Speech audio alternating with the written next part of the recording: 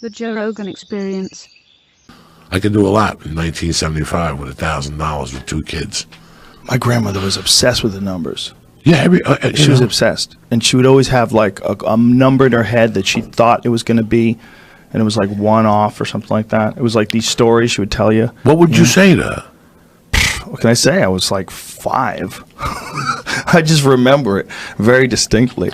My grandmother went to jail for running numbers in New Jersey. She wouldn't rat them out, so they put her in jail. And so she made sweaters, gave sweaters to the guards.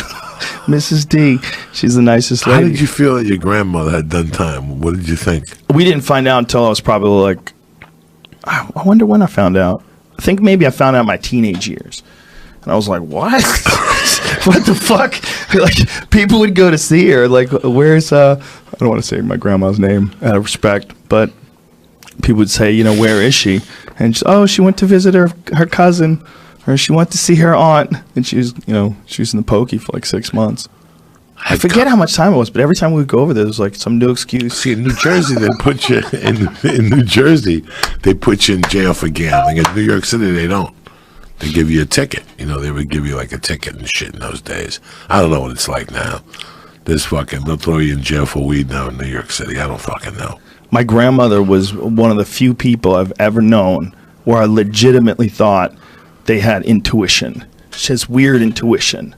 She would do things. It was real weird. Like when my mother was a kid, there was a rainstorm. It was like a real bad rainstorm. And for whatever reason, my grandmother decided to wake my mother up, take her out of her bed, and bring her downstairs. Some crazy hunch that she had. The ceilings collapsed, like right above the bed where my mom was sleeping. So like pieces of, it wasn't a lot. It was just chunks of plaster. But like, 3 or 4 pretty significant pieces of plaster fell off of the ceiling. It was rain came through it, the whole deal. Like the ceiling gave out. Somehow or another, she had this idea in her head. And it could be because she knew that the ceiling was fucked up, and she knew it was raining hard, and it was probably going to give in anyway. Or she might have had intuition. And everyone was always convinced it was intuition. Everyone was always convinced like she's like a little bit psychic. It was always weird. It was always weird around there. Well, because she had a monkey. Did I tell you about her monkey? No. She had a monkey. In New Chi-Chi. Jersey? Yes, in Newark, New Jersey. She had a monkey named Chi-Chi. And Chi-Chi would bite everybody but my grandma. My grandfather made her keep the monkey in the attic. Yo, my grandma was crazy. She had a monkey who would open up packages of gum and chew gum. Do you know how or where the fuck she got it from? She bought it. Christ. She bought a monkey. Yo, I'm telling you, my grandma was crazy. Listen, Italian people had butchers in those days, and they get you anything. Alligator, pigeon. She kept a monkey in the house, man. Do you understand how crazy that is? Do you remember the monkey? Yes, Chi-Chi. The monkey's name was Chi-Chi. Did he bite you? No, he never bit me, but he bit my sister. He bit my sister. Yeah, Chi-Chi would fuck you up. I think he bit my sister. I think he tried to bite my sister. I think it was one of those things. He might have bit my cousin. Someone in our family got bit. Where was she from? I never touched him. I couldn't was even that the get Irish close. side or no, the Italian side? Yeah, they're nuts. She was crazy. And once you give, no disrespect, but once you give those lunatics that option that they do have intuition, you're done. Yes. You're fucking done. They start giving you the fish eyes. Dude, and don't do shit. You gotta listen to them. Her cooking was from another planet.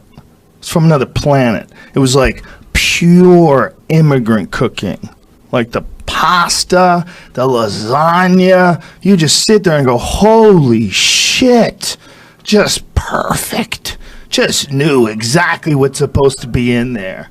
She'd bake her own, she'd make her own macaroni. She'd make her own ravioli. She would stuff her own ravioli. She'd be out there rolling and flattening out flour and shit, throwing the flour on top of it, flattening it out. She was a wizard.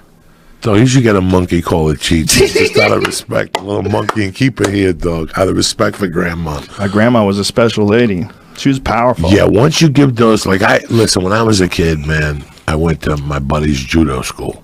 I didn't join. I just went down there to see what it was like. And it was hidden in Union City. It was on 7th Street. But I knew that my stepdad played cards on 9th Street on Wednesdays. Wow. Okay, I knew my stepdad played cards down there. They played baccarat. Okay, and they'd gamble in this little club. And I had to be maybe 10, But because I grew up how I grew up, and with the numbers, I always had my eyes out as a kid. When I went to judo that night, at the end, I got in the bus to go back, and I noticed unmarked police cars. And I went home that night, and look, bro, you know me, dog. Get Christy Love used to be a show on ABC about a black chick that knew martial arts. They tried to capitalize on it with her sister. And she was good looking with an afro, and she was a cop. And she'd come in and do karate moves. So on Wednesday nights at 9 or 10 o'clock, you caught me at home watching Get Christy Love. And I'll never forget that my stepdad was leaving that night. And for some reason, I go, you going to play baccarat tonight? And he looked at me, he was getting dressed, a suit on. He had like the Billy Bat suit on and shit. Like, you're going to play cards with 5 men. Why are you getting dressed to the nines? Right. And I said to him, I said, hey, man, today I went down there to go to Martin's judo school, and I saw a bunch of unmarked cars down there. If I was you, I wouldn't go out to that. And he fucking just looked at me. He said, I love you, and he walked down the stairs. He got in the car, started it, opened the garage, bro. And 10 minutes later, I heard the car turn off, and the garage closed, and he came up, and he goes, I think you're right. And he made Sundays for me and him, and next morning, that card place had got raided. So now, they would listen to me when I was a kid. I had these fucking morons under my spell, right? But you want me to tell you what else I did, Joe Rogan? Like, this was me and my stepdad had this weird relation. I got to an age where I wanted my mother for myself. You know what the feeling is, Joe Rogan. We've all gone through it when you lose a dad and your mom remarries. There comes a day that he's not going to tell you what's going on anymore. And you know what? I just want you to know that I'm the motherfucker that runs this joint. You might be sleeping with my mom, but I run this motherfucker. So once I gave him that advice, like it really, for a while there, him and I were going afloat. I kept stealing his coins from his Santos. He had this San Lazaro thing, and that was everything to him. So he had this big bottle of like scotch that was empty, and he would put silver dollars in there, and I would steal them. And from time to time, he would come home and go, that bottle's looking light. Somebody's stealing I destroyed his mind for years because he was a very particular man. So he had different bundles of money. I got to tell you something. I respect him today because I saw him get out of the joint, and I saw what he did with bookmaking and how he became partners on a butcher shop. Oh, he started businesses? He started different businesses. So after I saved that night with the baccarat, he would listen to me. And then one day I went, and I signed up for Biddy basketball in Union City, and they used to give, you know, like now if you sign your kid up, you got to pay $80, and right. In those days you just show up with an address, right? And they gave you a T-shirt, they put you on the team, and they gave me a number. They said like Union City Department of Recreation. It was a purple shirt. My number was 57. I walked in the house, and he goes, "What do you got there?" And I go, "Oh, I joined the basketball thing." And he goes, "What number is it?" He goes, 57. Cubans, again, are very superstitious. 57. He goes, "Put a number on that." And he picked up the phone. I go, 5. He called some guy, and he goes, "Give me 557 for $10. Guess what happened, Joe Rogan? What happened? The number came out. Ooh. Now I really had him under my spell, right? Get the fuck out of here. Listen, I had this motherfucker at the age of 12. So he would listen to me and shit. How old was the guy? My stepfather, Juan, at the time, was 47, did not drink. Can you imagine? Did not drink, did not do drugs, carried a straight razor, Joe Rogan. A straight razor to cut people with? Yeah. He used to wear carpenter pants with the straight razor. At this point, the guy had money. He would have a gold chain. He'd wear a Chinese T-shirt, which a lot of people do not know what it is. That's what real pimps wear. They're silk, handmade shirts from China that you wear, and they have 3 little buttons. But when you're a real motherfucking spick, you cut those buttons, and you get your initials, and you put them in gold with diamonds in it. That's how spicks ran in those days. Whoa. And once I had him there, Joe Rogan, I had him. He trusted me. He trusted my eyes. So one night we're in Union City, and I fucking went somewhere, and on the walk back, there's a place called Pastoral Music, and it was next to the New Moon Chinese restaurant, and I saw a bunch of unmarked cars.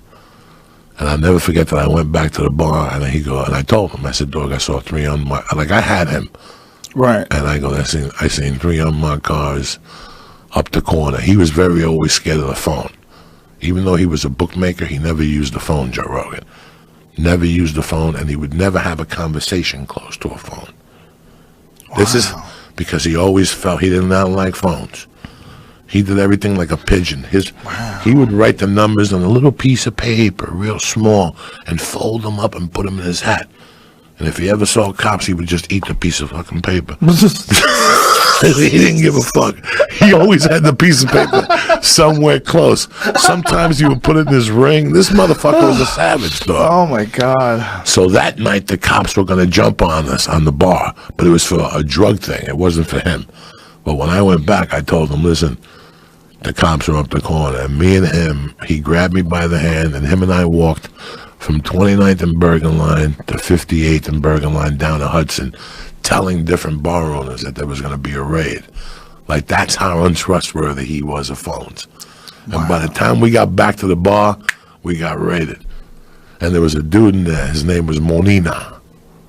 Right? Monina is those crazy Cubans that are Abacoa. Monina means good man. Like, you're my bro. Yeah, they're Abacoa. They're the ones that they don't eat pussy. And they don't eat pussy, and they fucking, you can't fuck around with animals because of St. Lazarus and all that shit. Oh, they have a very specific religion? Yeah, they have. It's a manhood. They were longshoremen in Cuba. Wow. And they maintain order. So if you fuck up, they come over and fuck you up. But he had a wig. I'll never forget this. The guy Monina had a wig, and the cops were there. And they threw him, and I'm like 12, dog. I'm up against the wall. They're searching me too. They're searching my stepdad. They got my mom, and they went to Monina, and they searched him. And the cop looked at his wig, and he goes, "Check the wig." And they pulled the wig off, and he had a little aluminum foil with cocaine stained to his head. Oh my God! Oh my God, that's hilarious. That whole bookmaking numbers world is fucking nuts that I grew up in. I love it still.